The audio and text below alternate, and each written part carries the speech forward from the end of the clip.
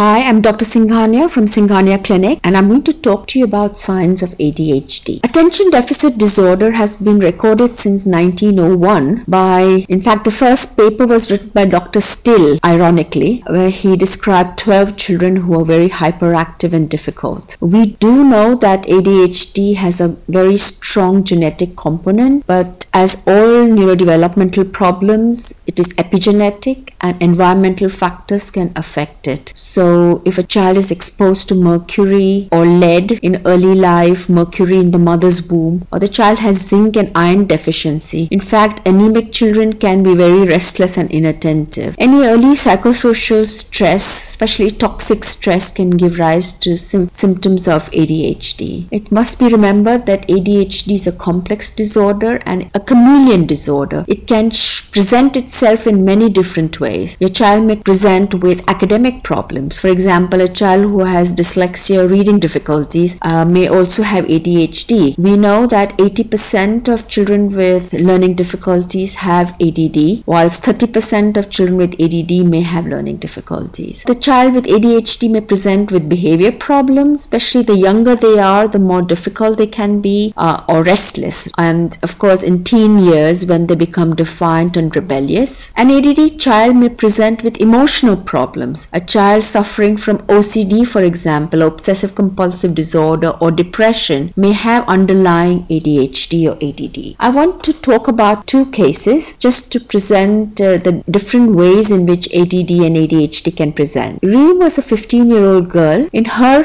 own country, in elementary school, she was very intelligent, she was very talkative, but the teachers allowed all that because she was very bright and did her work. She was slow to complete her tasks, but she managed and in fact got A's in her elementary school. When she moved countries, she moved schools, she became tardy, she became withdrawn, moody, and her academic grades deteriorated. And in contrast, there is Amit, a 5-year-old boy who's very social, cannot sit still, is very fidgety. He was late to talk because ADHD can affect a child's ability to learn language, and he started talking well only after the age of 4 years. In class, he was aggressive and disruptive. So you can see both these children are showing signs and symptoms of ADHD, ADD, and you can wonder how two very disparate children can have the same diagnosis. But as I've mentioned in my previous slides, ADHD is very complex. It's clouded by comorbid conditions, by learning problems, by the age of the child. It can be a lifelong disorder and it can present in many different ways. So just to reiterate, ADHD is a chameleon disorder that can present in many different ways. Your child may be a very shy daydreamer who is like a wallflower in a classroom, or he or she may be a loud, boisterous, restless child who is disruptive. If you are seeking help, please visit our website www.singhaniaclinic.com or call us on the number shown below. Thank you for watching.